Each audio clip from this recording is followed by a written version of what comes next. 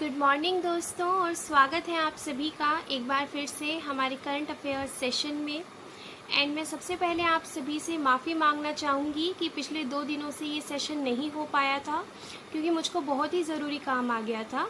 लेकिन मैं आप सभी को आशा दिलाती हूँ कि आगे अभी ये करंट अफेयर्स का सेशन रेगुलर रहेगा एंड अब कभी भी मतलब इसे रोका नहीं जाएगा। We will continue it every day. So friends, इसीलिए शुरुआत करते हैं आज के करंट अफेयर्स की, हमेशा की तरह एक सक्सेस कोट के साथ। तो दोस्तों, आज मैं लेकर आई हूँ बिल गेट्स का एक बहुत ही अच्छा कोट। तो आइए देखते हैं क्या लिखा हुआ है। Whether I am at the office, at home और on the road, I always have a stack of books I am looking forward to reading. चाहे मैं ऑफिस में रहूं, घर पे या सड़क पर, मेरे पास हमेशा किताबों का एक ढेरा होता है जिसे मैं पढ़ना चाहता हूं। जी बिल्कुल दोस्तों, अपने आप को हमेशा किताबों से घेरे रखिए, किताबों को पढ़ते रहिए, क्योंकि देखिए जब आप किताबों को पढ़ते हैं तो आपको ज़िंदगी जीने की सूझबूझ और भी आपके रास्ते सरल होते जाते हैं, क्योंकि किताबें हमारी एक ऐसी मित्र होती हैं जो हमारा साथ कभी नहीं छोड़ती। वे हमारा कभी कुछ नहीं लेती, लेकिन हमेशा हमें कुछ ना कुछ देकर जाती हैं। हर एक किताब से कुछ ना कुछ जुड़ा हुआ होता है जिससे आप कुछ नया सीख सकते हैं, ज़िंदगी जीने का तरीका सीख सकते हैं, ज्ञान ले सकते हैं और बहुत सारी अच्छी अच्छी चीज़ें आप किताबों से प्राप्त कर सकते हैं। तो इसीलिए बहुत सारी किताबें पढ़ते रहिए, एक के बाद दूसरी, एंड बढ़ते रहिए ज़िंदगी में आगे। तो चलिए दोस्तों, शुरुआत करते हैं आज के करंट अफेयर्स की। New IT policy announced by Andhra Pradesh. Andhra Pradesh ने एक नई IT information technology policy announce की है। Andhra Pradesh government announced a new information technology policy for 2021 to 2024। ये कब से कब तक के लिए अनाउंस की गई है? 2021 से लेकर 2024। The policy is expected to generate more than 55,000 jobs in the state over the next 3 years. अब ये जो पॉलिसी आंध्र प्रदेश की गवर्नमेंट लेकर आई है, आईटी पॉलिसी, ये अगले 3 साल तक 55,000 जॉब्स जो है जनरेट करेगी आंध्र प्रदेश में। Through the policy the state will earn a revenue of ₹783 crore in over 10 years. और इस पॉलिसी के ज़रिए जो स्टेट है आंध्र प्रदेश का, उसको कितना रेवेन्यू जनरेट होगा? 783 करोड़ अगले 10 सालों में। Heat dome in Canada and the US.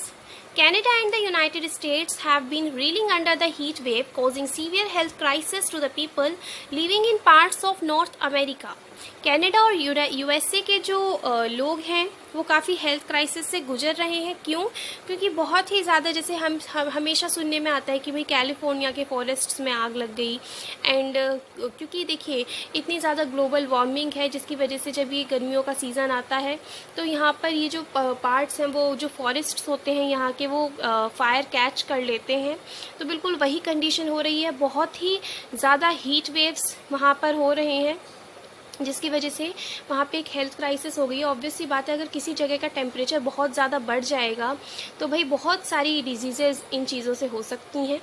The soaring temperatures are caused by a phenomenon known as heat dome, which occurs when the atmosphere traps ocean air like a cap or lid. ठीक है, तो ये जो phenomena हो रहा है वहाँ पे इसे हीट डोम बोलते हैं, जिसमें क्या होता है कि जैसे आपका जो एटमॉस्फेयर है वो ओशियन की एयर को जो है ना ट्रैप कर लेता है, मतलब कि पकड़ लेता है, ठीक है, एक कैप की तरह। सो इसीलिए वहाँ की जो लोगों की जो हेल्थ की सिचुएशन है वो काफ़ी ख़राब है। Delhi government to roll out cloud based health project. जो दिल्ली की सरकार है, दिल्ली सरकार है, वो क्लाउड बेस्ड हेल्थ प्रोजेक्ट मतलब इनिशिएटिव ले रही है। The chief minister of Delhi Arvind Kejriwal has informed that the cloud based health care information management system will be rolled out by March 2022। और अरविंद केजरीवाल जी ने भी कह दिया है, जो कि दिल्ली के मुख्यमंत्री हैं, कि ये जो cloud based health care information management system है ये 2022 मार्च तक रोल आउट हो जाएगा। ठीक है, मतलब कि ये एग्जीक्यूट हो जाएगा, ये जो प्लान है दिल्ली गवर्नमेंट का। Delhi will be the only state in the country to have this system, which will also be implemented in private hospitals as well. और ये दिल्ली पहला ऐसा क्या कहते हैं स्टेट होगा पूरे देश में, जो कि एक ऐसा सिस्टम अपने क्या कहते हैं यूनियन टेरिटरी में, अपनी टेरिटरी में क्या करेगा, लागू करेगा। और ये जो सिस्टम है प्राइवेट हॉस्पिटल्स में भी लागू होगा। India joins inclusive framework tax deal of OECD G20. India, with the majority members of OECD G20 inclusive framework on base erosion and profit shifting, has adopted a high-level statement. It comprises an outline of a consensus solution for addressing the tax challenges arising from the digitization of the economy. Basically, इसमें क्या हुआ है कि India ने एक inclusive framework tax deal थी OECD और G20 की, तो उसमें जो है इंडिया ने पार्टिसिपेट किया है। एंड इसमें क्या हुआ है, इसमें बेसिकली जो है सॉल्यूशंस के बारे में बात की गई है, ताकि जो टैक्स चैलेंजेस अराइज हो रहे हैं डिजिटाइजेशन, इकोनॉमी के डिजिटाइजेशन की वजह से, उन्हें कैसे टैकल किया जाए, उन्हें कैसे फेस किया जाए। ठीक है। So now next news is a very wonderful news, and it is that the first female swimmer to qualify for Tokyo Olympics. So let's see who is she. पहली फीमेल स्विमर है जिसने कि Tokyo Olympics के लिए qualify किया है। उनका नाम है माना पटेल। ये पहली ऐसी भारतीय वुमेन है, भारतीय महिला स्विमर हैं जिन्होंने क्वालिफाई किया है अभी जो टोक्यो ओलंपिक्स आ रहे हैं उनके लिए। इन्होंने क्वालिफाई किया है for the event through the university quota के थ्रू इनको जो है क्या किया गया है, क्वालिफाई किया है इन्होंने। Maana Patel will also be the third Indian swimmer to take part in upcoming games after Sajan Prakash and Srihari Nataraj. और ये जो माना पटेल हैं ये तीसरे नंबर की भारतीय तैराक बन गई हैं जो कि अभी इन गेम्स में हिस्सा लेंगी, साजन प्रकाश और श्रीहरि नटराज के बाद। Army Chief General Manoj Mukund Narwane on July 2, 2021 inducted the first lot of 12 short span bridging system into the Indian Army during a ceremony held at Karyappa Parade Ground, Delhi Cant. जो army chief हैं general Manoj Mukund Naravane, उन्होंने 2 जुलाई 2021 को पहले lot जो है 12 short span bridging systems का क्या क्या इंडक्ट किया है इंडियन आर्मी में during a ceremony which was held at Cariappa parade ground, Delhi cantt. ऐसे जो है 100 सिस्टम्स जो है इंडक्ट किए जाएंगे अगले 2 सालों में हमारी इंडियन आर्मी में। One of the unique features of the newly inducted bridging system is its compatibility with the existing bridging systems that boosts its capability to navigate through any water obstacles along the western borders. और इसका जो सबसे unique feature है newly inducted bridging system का वो ये है कि इसकी कंपैटिबिलिटी, मतलब ये काफ़ी ज़्यादा कंपैटिबल है जो ऑलरेडी एग्जिस्टिंग ब्रिजिंग सिस्टम्स हैं उनसे, जिसकी वजह से जो भी वाटर ऑब्स्टिकल्स होंगे हमारे वेस्टर्न बॉर्डर्स पर, ठीक है, तो वहाँ पे अच्छे से उन्हें नेविगेट कर सकता है। Now next news is from the category of India. Uttarakhand के जो मुख्यमंत्री हैं तीरथ सिंह रावत, उन्होंने रिज़ाइन कर दिया है। प्रहलाद सिंह पटेल जो है वो 6 नंबर की जो मीटिंग है ब्रिक्स कल्चर मिनिस्टर्स की वीडियो कॉन्फ्रेंस के थ्रू क्या करेंगे, अटेंड करेंगे, चेयर करेंगे। प्रेग्नेंट वुमेन जो है अब भारत में वो एलिजिबल है कोविड-19 वैक्सीनेशन के लिए, ठीक है। एंड ये अप्रूवल मिला है किसकी रिकमेंडेशंस पर, NTAGI की रिकमेंडेशंस पर। इसकी फुल फॉर्म देख लीजिएगा आप लोग, NTAGI national technical advisory group on immunization. Indian army ने पहला बैच 12 इंडिजीनियसली डेवलप्ड और design short span bridging systems का, जो कि DRDO ने डिज़ाइन किया और मैन्युफैक्चर किया है, L&T ने, लार्सन एंड ट्यूर्बो ने, सो वो इंडक्ट किया है इंडियन आर्मी ने। गवर्नमेंट ने 6 टेक्नोलॉजी इनोवेशन प्लेटफॉर्म्स लॉन्च किए हैं ताकि डेवलपमेंट को बूस्ट किया जाए टेक्नोलॉजी के फील्ड में for globally competitive manufacturing in India. Supreme court ने कहा है नेशनल डिज़ास्टर मैनेजमेंट अथॉरिटी से, ताकि जो कोविड विक्टिम्स के यानी कि जो कोविड की वजह से जो अब मतलब जिनकी फैमिलीज प्रॉब्लम में हैं, तो उनको एक फाइनेंशियल हेल्प की जा सके, ऐसे नॉर्म्स इशू करे हमारा national disaster management authority NDMA। Google India publishes its first transparency report in accordance with the Information Technology Guidelines for Intermediaries and Digital Media Ethics Code Rules IT Rules 2021। जो Google India है उसने publish किया है अपना पहला transparency report, ठीक है, IT technology rules 2021 के according. KV Sampath Kumar 64 editor of Sudharma फ्रेकन world's only Sanskrit daily dies. देखिए बहुत ही दुख की बात है कि KV संपत कुमार जो कि 64 साल के थे, 64 साल के थे, ये पहले ही सिर्फ ये विश्व के सिर्फ एक संस्कृत डेली के क्या थे, एडिटर थे, तो ये क्या हो गए हैं, he has been no more, he is no more. And armed forces special powers act जो है नागालैंड में एक्सटेंड कर दिया गया है अगले 6 महीनों के लिए होम मिनिस्ट्री के द्वारा।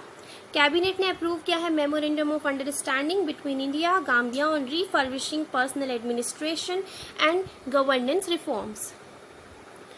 Next news is from the category of economy and corporate. India का फॉरेन एक्सचेंज राइज किया है $5 बिलियन से to lifetime high of $609 billion in the week ended June 25। Government ने अनाउंस किया है inclusion of retail and wholesale trades under medium small and I don't clearly remember the full form of this, but I will comment and pin it in the comment section. MSMEs, micro, small and medium enterprises. Okay friends, its full form is micro, small and medium enterprises and will enable them to avail priority sector lending। तो government ने announce किया है retail और wholesale trades का किसके अंदर, MSMEs के अंदर, जिसकी वजह से अब ये क्या करेंगी, प्राइवेट सेक्टर लेंडिंग को भी अब अवेल कर पाएंगी, प्रायोरिटी सेक्टर लेंडिंग को। Government extends superannuation age of LIC chairman to up to 62 years. Center approves 14 eligible applicants under production linked incentive scheme for IT hardware। ठीक है, सेंटर ने approve की है 14 एलिजिबल एप्लीकेंट्स को किस चीज़ के अंदर, PLI scheme for IT hardware के अंदर। India records highest ever merchandise exports of $95 billion during April-June quarter।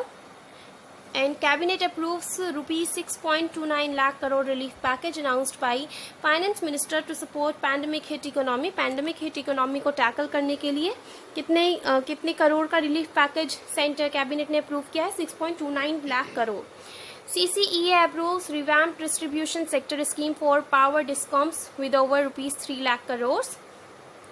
BharatNet project cabinet approves rupees 19,441 crore viability gap funding for implementation through PPP model।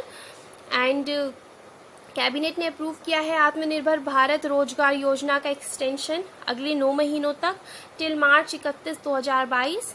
India का external डेब्ट जो है search किया है तो $570 billion as of March इन 2021, ऐसा RBI का कहना है। India reports current account surplus of 0.9% in 2020-21। COVID-19 World Bank approves $500 million loan to support India's informal working class and pandemic। ये जो न्यूज़ है काफ़ी रेलेवेंट है एग्जाम पॉइंट ऑफ व्यू से, आपके एग्जाम में पूछा जा सकता है कि वर्ल्ड बैंक ने कितना लोन दिया है इंडिया की इनफॉर्मल वर्किंग क्लास और जो कि पैंडेमिक की वजह से काफ़ी ज़्यादा डिस्टर्ब हुई है, जिनकी सिचुएशन, उनकी हेल्प करने के लिए। So answer will be 500 million। Next news is from the category of world. India joins G20 OECD tax framework deal that calls for a global minimum tax of at least 15% on MNCs corporate profits। India ने G20 OECD tax framework deal को join किया, जिसमें क्या था कि global minimum tax at least 15% होना चाहिए है MNCs कॉर्पोरेट प्रॉफिट्स के लिए।